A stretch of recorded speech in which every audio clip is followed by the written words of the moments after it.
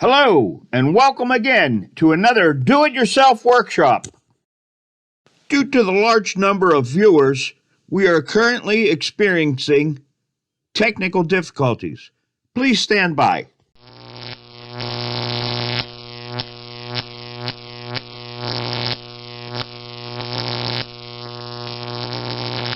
Recently, one of our members was remodeling his bathroom.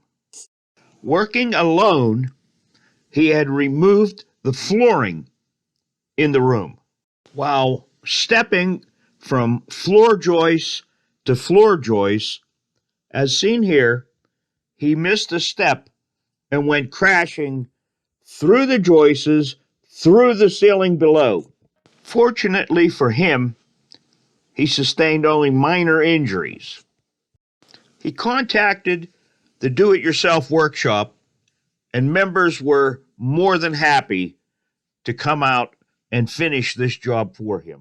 After carefully examining the damage, the break lines, and careful measurements and calculations, we decided not to patch this ceiling, but to replace a large section. We started this job by drawing a pencil line on the ceiling down the center of the nearest floor joist. Luckily, the damaged ceiling cracked off at a joint with another sheet of drywall.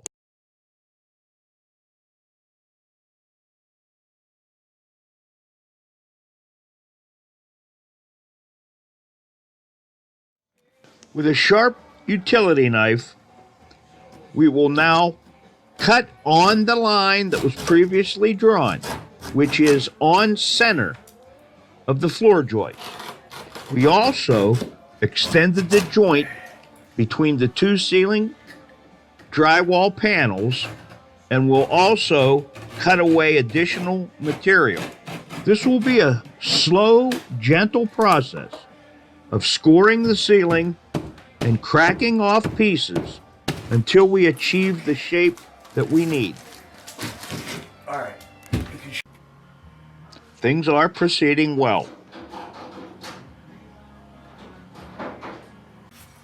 We will use a square to mark a line 90 degrees perpendicular to the ceiling joists in order to know where to cut away material on this side. We have located the other joint on the opposite side from where we were working, but we decided not to disturb that joint. Remember, as stated earlier, this must be a slow, gentle process of scoring and removing material so as not to damage any further material. We will continue scoring the ceiling and removing material back beyond the point where the drain penetrated the ceiling, as we could see here in the video. By removing this amount of material,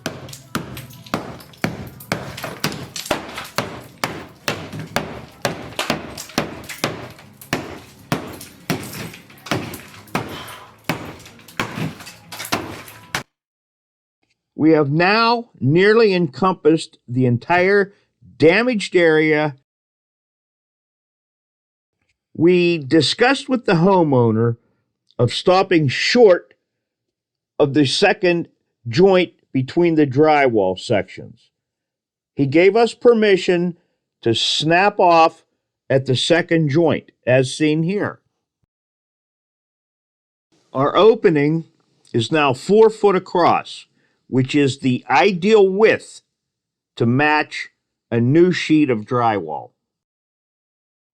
Ceiling material will continue to be removed until we reach the center of the following floor joint. At this joist, we will square the entire cut. Our ceiling material removal is now complete. We have achieved a beautiful hole. The hole measures 4 foot by 6 foot.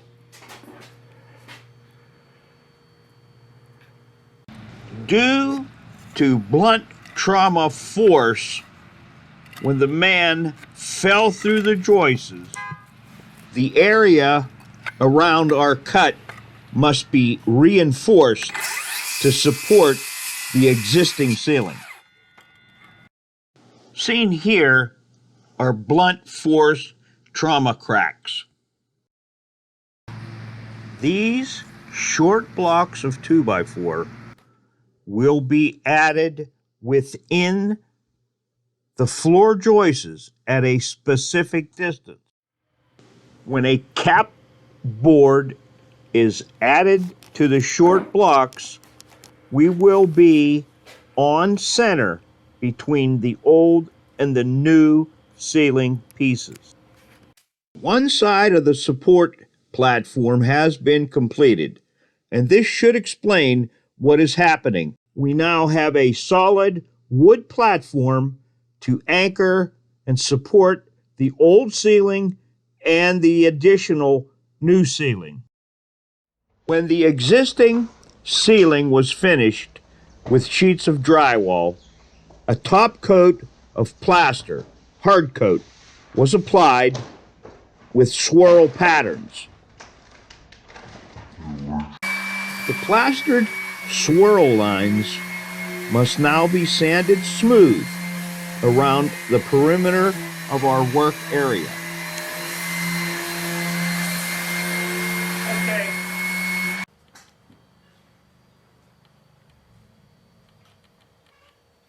Here we see your basic off-the-shelf sheet of drywall. It measures 4 foot by 8 foot. Before this sheet of drywall can be cut, a short explanation must be included here. The standard distance between framing members, floor joists, is 16 inches measured on the center of the floor joists, not the ends, but the centers. From the photo, we could see that we are working with 5 floor joists, each measuring 16 inches on center from each other. Also, we have a drain line at the end of number 4 floor joist. This configuration makes our overall length approximately 64 inches. However, we cannot cut the drywall to 64 inches in length due to the drain line. This configuration was determined in the early stages of planning, as these measurements are ideal for the replacement of ceiling drywall. 2 pieces of replacement drywall will be cut, one measuring 48 by 48 inches. The second piece will measure 16 by 48 inches. We will piece it at the drain line. Drywall was originally invented in 1916 by the United States Gypsum Company, and it was marketed as the poor man's answer to plaster. Drywall is easy to cut with a utility knife, a saw, or a rotary tool. You score it and snap it, meaning you bend it backward.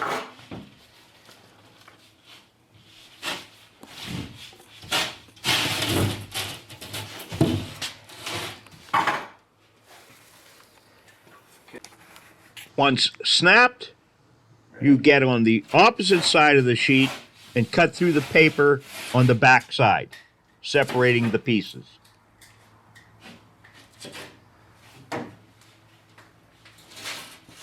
Okay. Remember, there is also a light fixture in the ceiling. Orient the sheet of drywall to its position in the ceiling. Draw the electrical box on your oriented piece of drywall, and with your drywall saw, utility knife, or rotary tool, cut out the opening for the electrical fixture.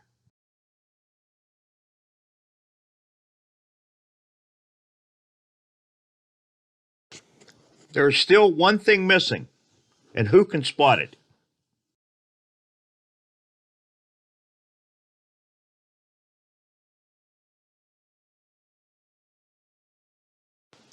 The ceiling insulation also needs replaced, which we will now do.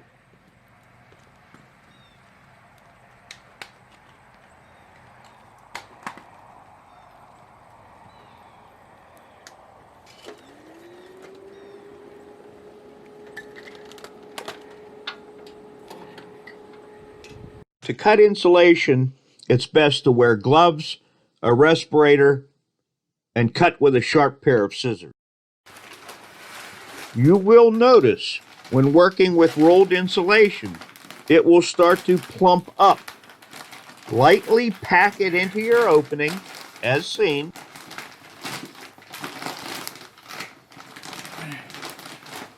Okay, stop. Good. Fold out the tabs on the ends of your sheet. Staple those tabs to the framing members.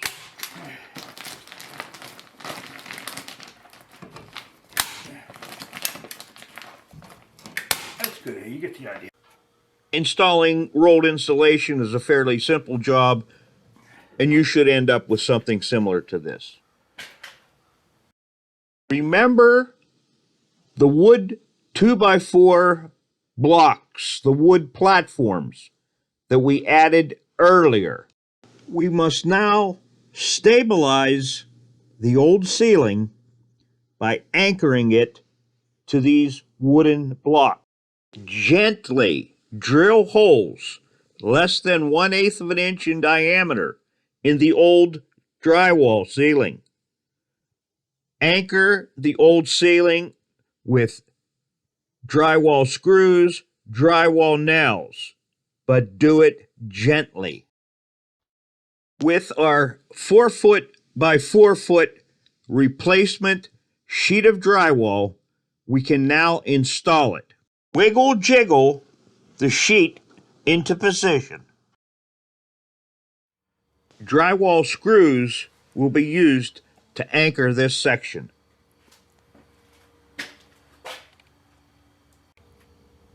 Cut out for the second sheet around the drain and install the second sheet. Earlier, we sanded the drywall swirls around our work area, and this is to provide a smooth surface for our joint tape. Because these joints are over 1/2 inch in depth,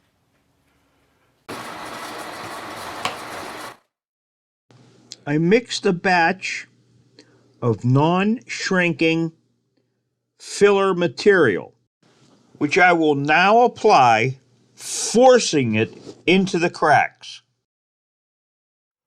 The cracks filled, the nails, the screw holes covered, the area around the light fixture and drain all sealed. We'll now let it set for a day or two. And here's another short explanation. As seen in the photo, the original drywall sheet is 3/8 inch thick. There's a hard coat plaster swirled coating, which is approximately 1/8 of an inch thick. Our replacement drywall sheets are equal to the original drywall sheet. That is 3/8 of an inch in thickness. What this all means now is, with the existing hard coat on the original ceiling of 1/8 of an inch, our replacement drywall sheets, we need a thin coat of plaster so that our repair will match, be level to the existing ceiling. I'm going to add a thin top coat layer so that the repaired area will be equal to the existing ceiling in height. I'll also start to brush in the edges so as to match the swirls on the existing ceiling. We will leave this top coat dry for a day or two.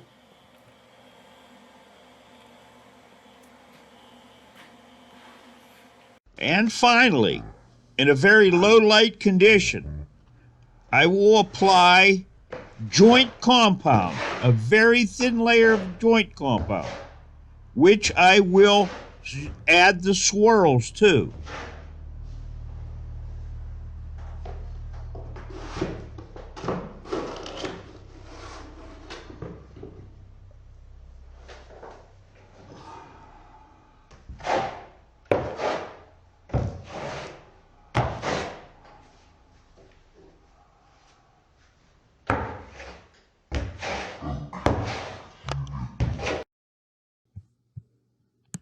Here is that original, very deep swirl pattern. In the fresh joint compound, the wet joint compound, which was just applied, and using an ordinary scrub brush, I will now attempt to recreate the swirls.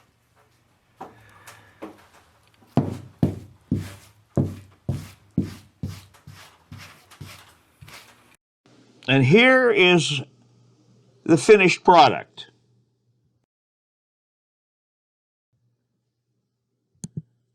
So we have seen the original damage, the huge hole in the ceiling, to the cutout section, to the finished product. This repaired section of ceiling will not match the original ceiling in color. The repaired section will dry white. The original ceiling is old, aged, discolored. Once the entire ceiling has been painted, the color match will be perfect.